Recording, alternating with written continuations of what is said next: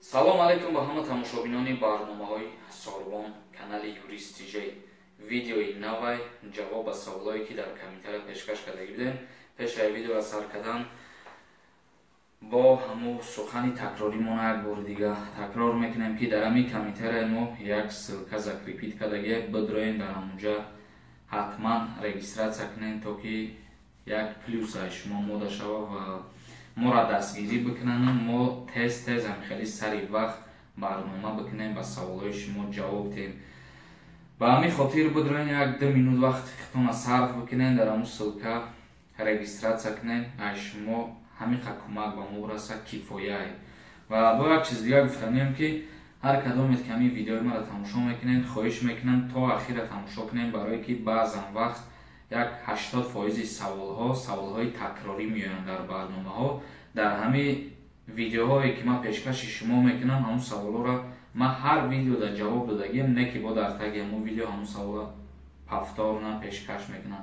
ба ҳамин хотир хоҳиш мекунам ки видеоро то ахир тамошо кунем, ба саволҳои худтон ҷавоб меёбем. инак сар мекунем барномаро. ҳотамҷон нависад: салом брат, права гирифтум агар паспорт маҳаллиш кунам, яъне пластикӣ дар паспорт ном дига мешава, масалан зода, охираш правара нав мекунӣ, чӣ хеле мешуда бошад? албатта ки вақте ки зода ки карди ҳаллиш карди, ҳамун правата мера сари нав бигем барқарор мекунӣ, яъне ки дар ҳамин шаҳри душанбе агар боша ноя истинода боша, мераи автодроми 46 дар ҳамунҷа ай нав бигем правата мекунанд, метиҳанд. бобохон навистай: бародар қатъӣ чӣ хел связа бироем? Як савола дар таги ҳамаи видеоҳо навиштам. рақамҳои вайбери ма 501 33 86 33 метавонед дар вайбер бинависем. ҳамунҷа дар вақт кишид ҳатман насиб боша бо ҷавобтон метавонем, ё ки дар инстаграм подписатсия кунед, унҷа да бинависем. фарид нависад: салом акаи Сорбон, як савол, ҳамин растамошка барои иштирокчиҳои ҷанги Афғонистон ягон арзон мешавад? ҷавоб де. рости гап намедонам ака. диловар нависад: брат, савол, кати арӯсат биқапанд, агар арӯсат бева боша, метавонам фоҳиша гуфта протоколи фоҳишагиш кунам, ҳоло он ки фоҳиша нест? раҳмат брат, срочно ҷавоб де. ва фикрам ки ту дар назар дошти мақсад ҳамун арӯсат шавҳараш ҷудо шудагӣ боша ва фоҳиша набошад, дар ин ҳолат бояд протоколи фоҳишагӣ кардан наметавонам, яъне ки шаъни шарафи ӯро пас зада наметавонам назди қонун.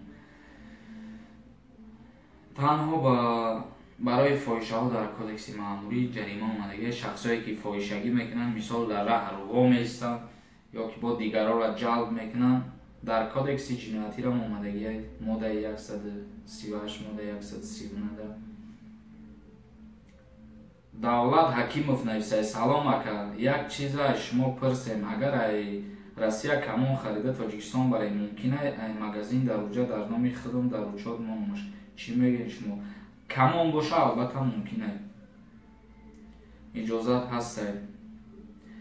шарофиддин нависад: салом алейкум акаи Сорбон, номерои ватсапай вайбера номерои даститонай бинависен, агар ягон кас бидонад бинависа. рақамҳои вайбера ма гуфтум 501 33 86 33.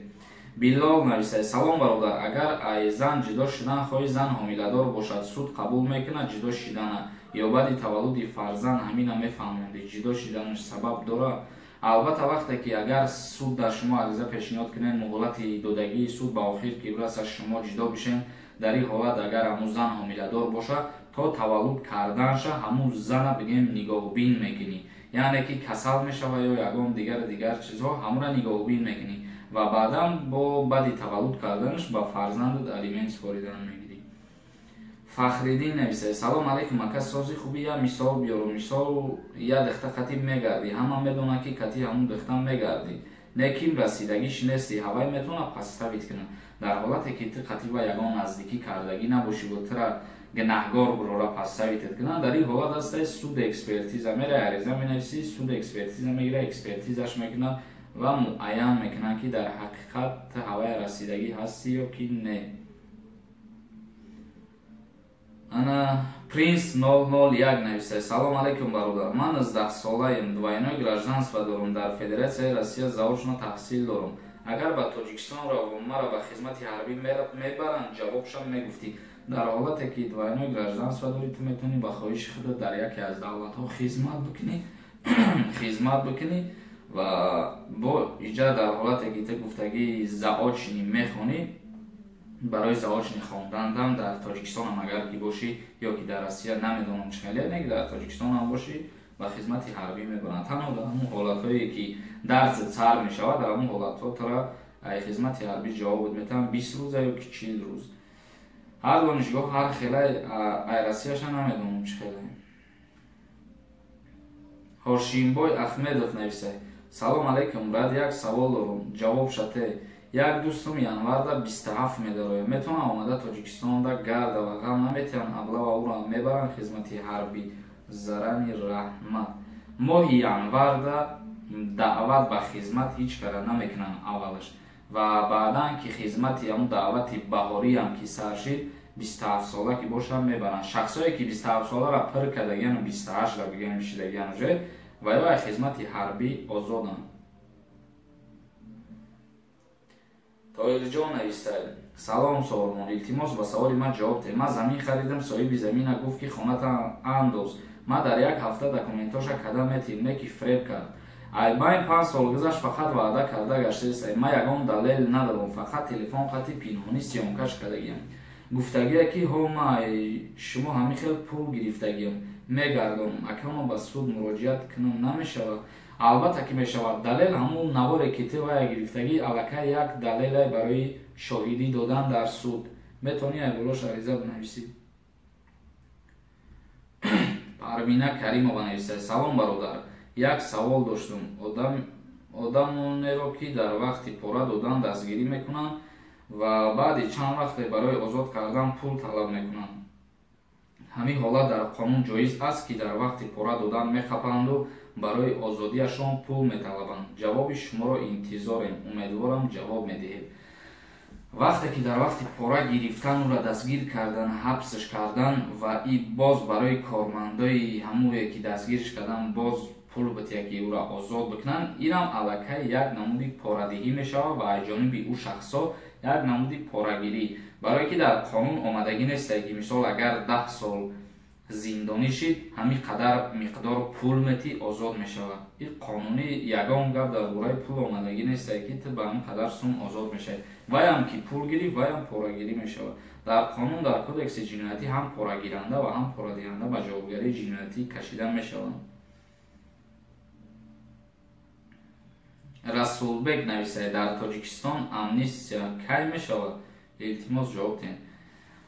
Рости гап намедонам, кае ки президент фармони хушабиброро ҳамон вақт мешавад. Амнистияро танҳо президент сарвари давлат Эмомалӣ Раҳмон фармон меброрад ва баъдан амнистия мешавад. Иван нависад: салом алейкум акай Солбон, ба ҳамин саволи ман ҷавоб диҳед. Ман худам як сол шид дар ғарибиям ва чанд ҷуроҳо мара дар адели Тоҷикистон қуш кардагиҳад ва ба чанд корҳои дигар ман ба ватан бирам, мара ягон кор мекунанд, мехоҳам дар саволам ҷавоб диҳед. Пешакӣ ҳазор раҳмати калом. Ягон ҷиноят кардагӣ ки боши, агар албатта агар бегуноҳ тара ки яъни хеле кардагӣ бошанд, қуш кардагӣ бошанд, дар ин ҳолат тасдиқ мекунӣ бегуноҳии хита ва баъдан ҳеҷ касе чиз намегӯяд. Бе ягон гуноҳу бе ягон ҷинояту бе ягон ҳуқуқ вайрон кунӣ, ҳеҷ касе чиз намегӯяд. Инак бародарои ҷада, беҳад саволотон бисёрай. Боз насиб бошад ду рӯз паси дигар давоми саволоро видео мекунем, пешкаштон мекунем. Боз ягон саволи дигар бошад, саволи такрорӣ не, ягон саволи нав ки бошад, дар поёни ҳамин видео метавонед саволтонро пешкаш бикунед, ё ки дар Инстаграм ё ки дар Вайбер. ва ногуфтан ҳамона ки дар ҳамун ссилкаи закрепит кардагии мо дар комментария ҳатман бидуред, як регистратсия кунед, аз шумо мо дар ҳамин қадар дастгирӣ мешавад. боқӣ дар паноҳи худо бошед. Дар канали ман Юрист TJ подписатсия кунед. Худоҳофиз бародарон.